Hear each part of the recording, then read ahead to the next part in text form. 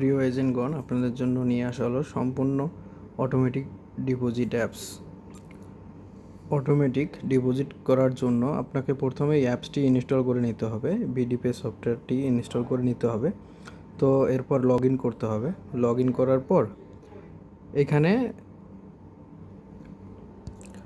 তো আপনারা আপনাদের ইউজার আইডি দিয়ে লগ ইন করে নেবেন। তো আমি লগ ইন করে নিচ্ছি। পাসওয়ার্ড রং দেখাচ্ছে, সরি। তো এখন আমি এটা লগ ইন করবো।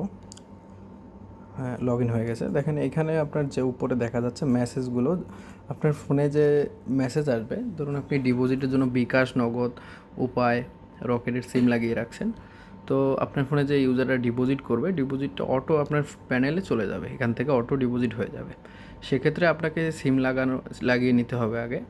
এরপর আপনাকে সিমের ডাটা ইউজ করবেন না, সিমের ডাটা ইউজ না করা ভালো হবে। সবসময় ওয়াইফাই ইউজ করবেন।